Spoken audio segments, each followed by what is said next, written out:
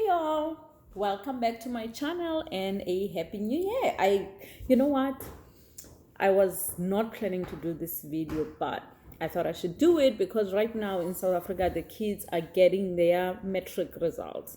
Those who don't know, matric is 12th grade. You're getting ready to go to college and you're getting your results, basically. And so in South Africa, it's still a big deal, at least when I was growing up, and I think it still is. In the olden days, the way they did it, they put you on blast on national paper. And if you showed up in the national paper, that means you made it. And if there's an X next to your name, that means you passed with exemption. So I wanted to tell you this quick story of how I found out that I got an exemption, which allowed me to go to university. Okay, so like most people, when we were in 12th grade, we had like the best year ever. My friends and I, we were so happy we were done. We had studied so hard, and we wrote the exams, and we were ready to go to college. And so January came. So the thing is, in South Africa, the year starts in January. So the end of the year is sometime beginning of November, and then you get your summer break, and then January the school starts. And so the results don't come until after Christmas. So you enjoy your Christmas not knowing whether you passed or not. Upside to that is you can enjoy yourself and not worry about it. But if you do care about your grades, you may worry, which I think I was probably in between, because I did care about my grades, and I was very nervous before I got my results because I was so determined to go to college. And so, but anyway, so in South Africa at the time, we had the town. The town is basically where you bought everything. Especially during that time, we didn't even have newspaper stands in the township where I live. A township is like the hood. Here in America, it's a place where historically Black people lived in South Africa. So we didn't even have paper stands or anything like that. So you had to catch a train and go to town. So what happened in my case was Mr. E, who was my boyfriend at the time, had already gone to Cape Town, downtown Cape Town. I can't recall what he was doing. Maybe he was already working at that point. Possibly, yes, I think so. Yeah, I think he had just gotten his job as a computer programmer, because he had just graduated from college. I think that November, if I'm not mistaken. But anyway, so this is 1995, early 1995, just before I went to college, and so he calls me. He calls my sister's house, or our house. At the time, we had a landline, like most people in South Africa at the time, and actually not most, but some people.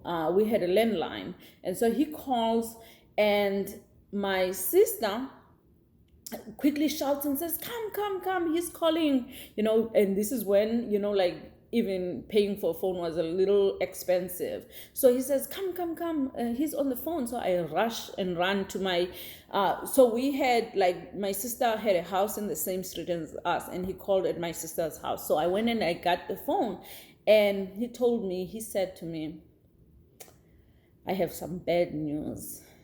I said, what? He said, I don't see your name on the paper.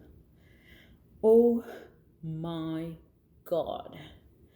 My heart sank. I got weak on my knees. I was just like trembling. Couldn't believe it. Couldn't believe that I didn't pass. Or at least I didn't even pass without an exemption. And so I was like so nervous and so like, so sad. And I got weak. Like I've heard about someone's death or something. And I was just like, like in the middle of that, he says, oh, I'm joking. Oh my gosh, I threw the phone down, and because I just didn't know how to react, and I was so mad. He's on the other side of the phone and there's nothing I can do to him, and I just threw the phone down. But then I picked it up. I was like, really? and said, yeah. And so I said, how did I pass? And he said, there's an X next to your name. He found and I think they used to put your ID, your national ID at the time. I can't recall, but he put my national ID and there was an X, and I was like so elated. And then I asked him about my friends, who we had worked so hard, like for our 12th grade, and he told me the people he can see, the people he cannot see, that kind of thing. So, and remember, he's the one who has access to the paper. So I was so happy, elated. I went home and I showered, and I walked like quite a distance to my friend's house, and then we walked to our other friend, and we basically, like, we were so happy. And when I got to my friend's house, she was washing. This is back when you didn't even have like a bathroom and like a big tub or shower. She was washing in a wash basin, literally. And so I told her, I said, we passed, and she was like so elated, she almost fell. And so, like, I fell out of the small like basin that she was using to wash. So I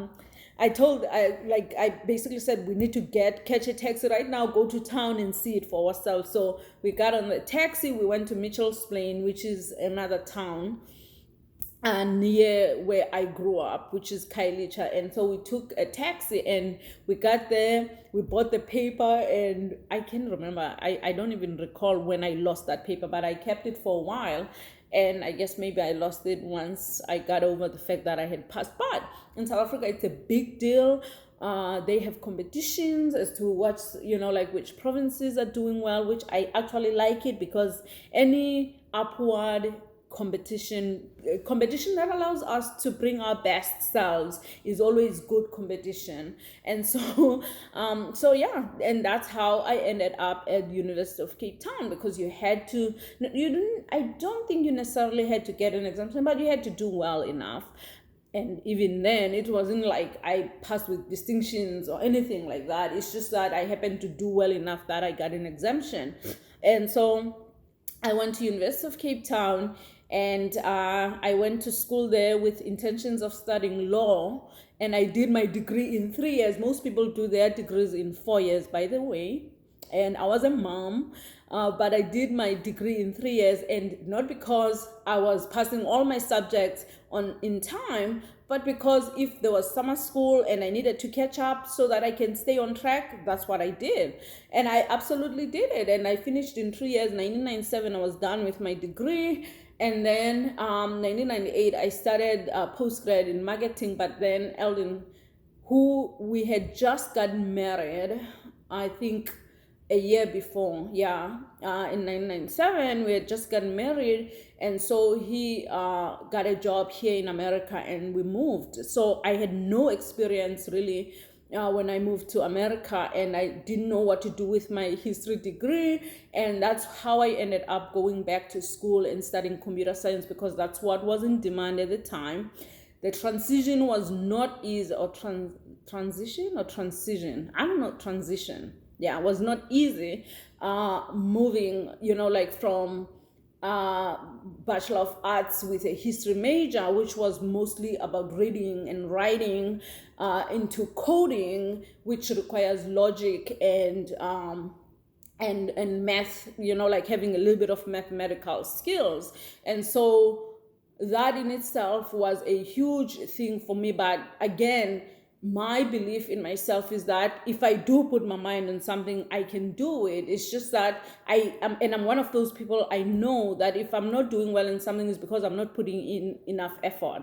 That's just how I believe, about myself. And so, I wanted to tell you that story, because it's a story that I wanted to tell before, but I didn't have a chance to tell you. But do you like my wig?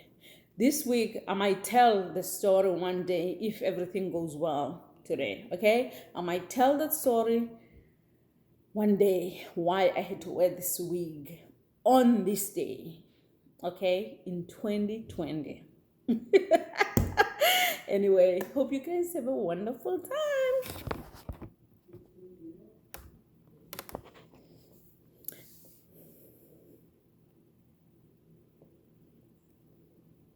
never gonna straighten my hair, but I anyway.